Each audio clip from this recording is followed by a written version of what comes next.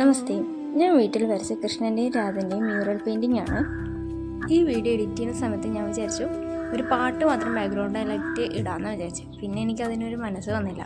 പിന്നെ ഈ വരയ്ക്കുന്നതിനെ പറ്റിയിട്ട് വിശദമായി പറഞ്ഞ് ചെയ്യാമെന്ന് വിചാരിച്ചു. പക്ഷേ ഞാനാണെങ്കിൽ മ്യൂറൽ പെയിൻറ്റിങ് ഡീറ്റെയിലായി പഠിച്ചിട്ടുമില്ല.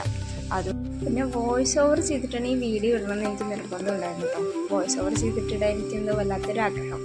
അതുകൊണ്ട് പിന്നെ ഞാൻ കൃഷ്ണൻ്റെയും രാധൻ്റെയും ബന്ധം നമ്മുടെ ഉള്ളിൽ എങ്ങനെ പ്രതിപാദിക്കുന്നു എന്നുള്ളൊരു വോയിസ് ആക്കി ഇടാമെന്ന് വിചാരിച്ചിട്ട് നമ്മുടെ അല്ലെങ്കിൽ ഓരോ മനുഷ്യൻ്റെയും മനസ്സാണ് കൃഷ്ണൻ.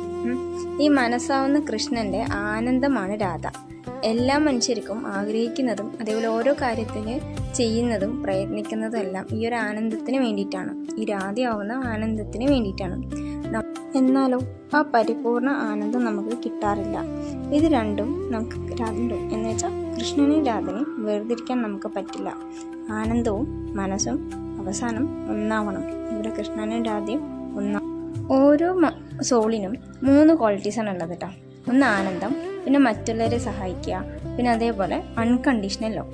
ഇതാണ് രാധാകൃഷ്ണൻ ബന്ധമായിട്ട് ഇവിടെ ഉദ്ദേശിക്കുന്നത്. രാധാകൃഷ്ണ ബന്ധം എന്ന് പറഞ്ഞ് നമുക്കിത് കാണിച്ചു തരികയാണ്. രാധയെ ഒരിക്കലും കൃഷ്ണൻ വിവാഹം കഴിക്കുകയോ അല്ലെങ്കിൽ കൂടെ നടക്കുകയോ ഒന്നും ചെയ്യുന്നില്ല.